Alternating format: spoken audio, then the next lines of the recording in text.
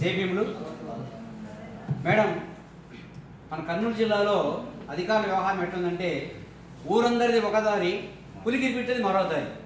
మన జనవరి 26వ తారీఖున republic day celebration జరుగుతున్నాయి.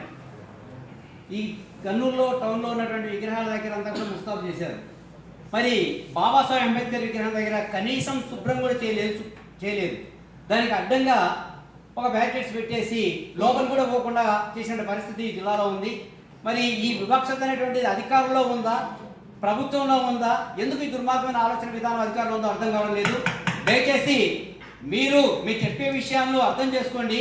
దానికి సంబంధించిన అధికారులు ఎవరు? మున్సిపల్ కమిషనర్కి బాధ్యత ఉందా, కలెక్టర్ గారికి బాధ్యత ఉందా, మీకుందా, ఎవరికుందో చెప్పండి. జనవరి 26వ తారీఖున దేశమంతా ఇంత పెద్ద ఎత్తున ఉత్సవాలు జరుపుతా ఉన్నాయి. రిపబ్లిక్ డే రోజున అంబేద్కర్ గారికి అమర్యాదపూర్వకంగా అగౌరవపరిచే రీతిగా కనీసం శుభ్రం కూడా చేయాలి. మేము ధర్నా చేసిన తర్వాత మున్సిపల్ కమిషనర్ మనుషులు పంపించి శుభ్రం చేసేటువంటి పరిస్థితి ఉందంటే మీకు ఎందుకు ఇంత వివక్షత అధికారులకు? ఈ వివక్షత అంటే వినాలండి. ఇప్పటికైనా ఇంకెంతకాలం వివక్షతో మేము బ్రతకాలంటే ఆలోచించండి. రెండోది, మరి దామర సంజయ్ గారు ఎంత గొప్ప వ్యక్తి. ఆయన కర్నూలు జిల్లాకు చెందిన వ్యక్తి. మీరు మిక్కిలి మరి ఈ దేశంలో ఇప్పటి వరకు 4 ప్రధానమంత్రుల దగ్గర క్యాబినెట్ మంత్రిగా పనిచేసిన వ్యక్తి ఎవరు లేరు. ఈ రాష్ట్రంలో 2వ దళిత ముఖ్యమంత్రి అయినా ఇంత గొప్ప వ్యక్తి జయంతి ఉత్సవాలను ఘనంగా నిర్వహించవలసిన బాధ్యత అధికారుల పైన ఉంది. అయితే గౌరవ కలెక్టర్ రాకపోవడం అనేది విచారించదగినటువంటి విషయం.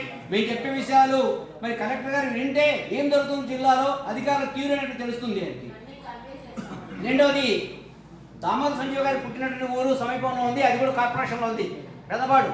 మరి ఈ కార్యక్రమాన్ని అత్యంత వైభవంగా ఆయన జన్మించినటువంటి ఊర్లో, ఆ స్థలంలో ఇప్పటికి కూడా ఆ ఆయన జన్మించినటువంటి ప్లేస్కు అవి నీతి గృహగా ఎందుకోసం అంటే ఈ దేశంలో అత్యంత నిజాయితీపరుడుగా ఈ రోజుకు ఆయన చనిపోయినాడు కూడా ఏమాత్రం ఇల్లు లేనటువంటి ఒకే ముఖ్యమంత్రి దామోదర్ సంజయ్ గారి ఇంత గొప్ప వ్యక్తి జయంతి ఉత్సవాలు జరిగేటప్పుడు ముందు పెద్దవాడ గ్రామంలో ఈ కార్యక్రమాలను ప్రత్యేక అక్కడ జరపాలని చెప్పి మేము విజ్ఞప్తి చేస్తున్నాం.